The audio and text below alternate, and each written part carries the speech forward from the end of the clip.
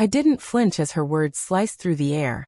Not even when she raised her voice loud enough for the entire restaurant to catch every venomous syllable. You're a disgrace.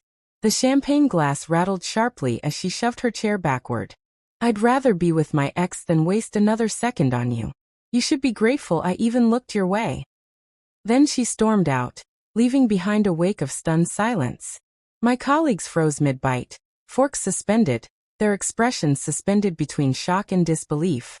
My closest friends couldn't meet my gaze.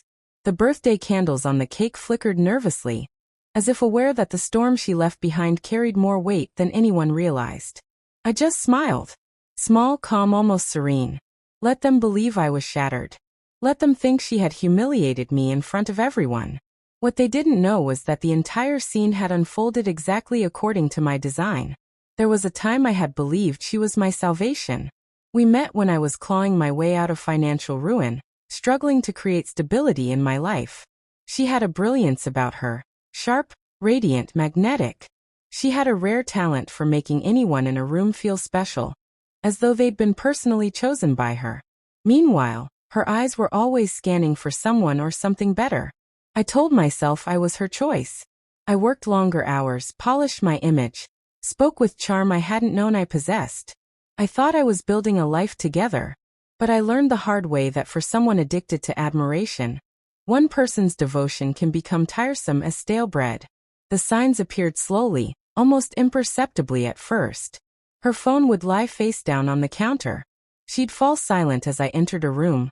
Laughter a beat too long, too forced. And then the first slip, a hotel receipt tucked carelessly in her coat pocket. She waved it off. It's just a business lunch, she laughed. Don't be paranoid. But she hadn't noticed the timestamp. Midnight. I said nothing. I didn't question, didn't accuse. I simply smiled, nodded, and filed the evidence away. Pain teaches patience in ways comfort never can. That birthday dinner wasn't the start of the reckoning. It was the conclusion of my testing phase. For months, I had been preparing, quietly, methodically. I mirrored her lies with a practiced calm. I memorized her routines, her contacts, the names she whispered into her phone in the dead of night. I documented everything, screenshots, bank statements, location logs. At work, I became the quiet observer. Coworkers confided in me unknowingly, giving me testimonies about her public humiliations and sly barbs. Silence became my shield. Documentation became my weapon. 2 weeks before my birthday, I visited my lawyer. The papers we drew were meticulous, surgical. They left no room for argument. The house, the car, they were mine. Her jewelry, the ones she flaunted as gifts from other admirers, had receipts proving I purchased them. Assets were liquidated. She thought she had been clever, hiding money in secret accounts, but she had left her email open on my tablet. The transfers were traced, every betrayal she had stitched together unraveling before my eyes, neatly, silently, efficiently. So when she hurled her venom at the restaurant, thinking she had destroyed me publicly, I let her. Humiliation is only dangerous if you internalize it. I internalized nothing. I blew out the birthday candles, thanked everyone for attending, and paid the bill myself, smiling politely as the storm raged around me.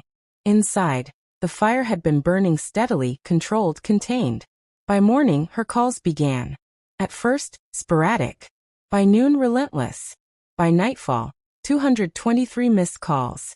While she slept off her triumphant exit, a process server had already knocked on her door. Divorce papers, asset freezes, a restraining order with her own texts attached as evidence.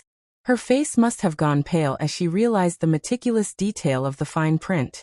Every financial account secured. Every affair documented. Lovers subpoenaed as witnesses. And as an exquisite final touch, she was served in front of her own family. The same family she had once boasted to about saving me. Her tone shifted rapidly in the voicemails. Fury, tears, pleading, bargaining. You set me up. Please just talk to me. We can fix this. Don't ruin us. But what she never grasped was that I don't ruin things. I dismantle them. Quietly. Completely. My colleagues had already witnessed her meltdown. My friends had already seen her rage. Now whispers circulated of my calm composure, my dignified exit. She looked frenzied. I looked unshaken. Reputation is the battlefield she never understood. By the time she left that restaurant, she had already lost. A week later, she appeared at my office. Security called me in a panic.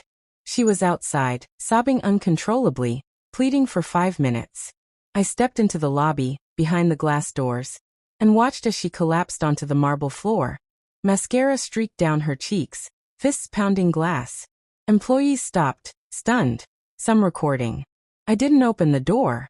I didn't move. I just watched as security removed her, her voice breaking into ragged sobs. That was the last time I saw her. This morning, I deleted the last of her messages unread. The silence afterward felt heavier than any storm she could conjure. But it was the kind of weight that precedes peace. Revenge is never about raising your voice. It's about precision, patience, and timing. She wanted me humiliated. Instead, she ended up pounding on locked doors, whispering my name in desperation. I didn't shout. I didn't throw. I simply waited. And when the moment arrived, I smiled quietly, knowing that some victories need no applause. They only demand silence.